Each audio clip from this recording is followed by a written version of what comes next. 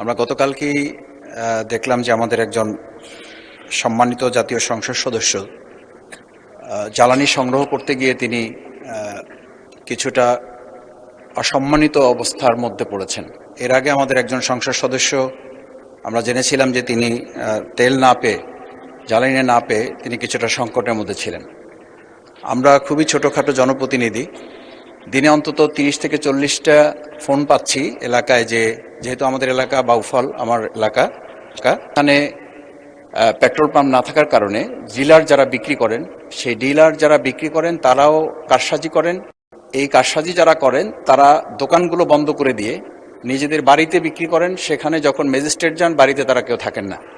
তো এই জায়গায় আমি লক্ষ্য করছি যে আজকেও সম্মানিত বিদ্যুৎ এবং জ্বালানি মন্ত্রী যে কথা বলেছেন সেটার সাথে আমাদের এলাকাগুলোর পরিস্থিতির তো কোনো মিল নেই।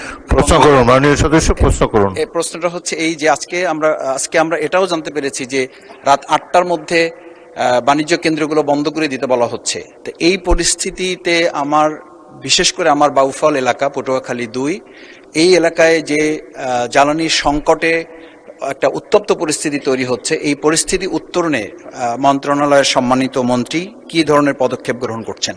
আমাদের যে মজুদ আছে এবং যে এলাকায় প্রতিদিন যতখানি তেল দেওয়ার কথা সেটা আমরা সাপ্লাই করছি।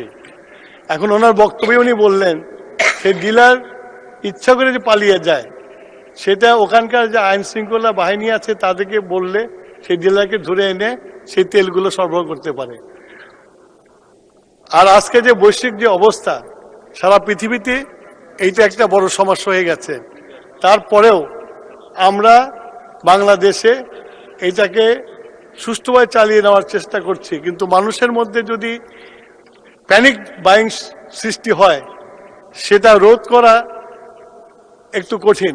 আমরা মানুষের কাছে অ্যাপিল করছি যে আপনারা যা প্রয়োজন তাই ক্রয় করেন, তার বেশি ক্রয় করেন না। এটা যদি মানুষ করে তাহলে আমার মনে হয় না যে বিদ্যুতের নিয়ে কোনো এই জ্বালানি নিয়ে কোনো সমস্যা হবে। আর 8টার পরে যেটা বন্ধ করতে বলা হয়েছে, সারা পৃথিবীতে, আই রিপিট, সারা পৃথিবীতে এখন সবাই সাশ্রয়ী হয়েছে। সেই জন্য আমরাও তো পৃথিবীর বাইরে না, পৃথিবীতে, সেই জন্য আমরাও সাশ্রয় করার জন্য জনগণকে অনুরোধ করছি। আশা করি জনগণ আমাদের অনুরোধ রক্ষা করবে।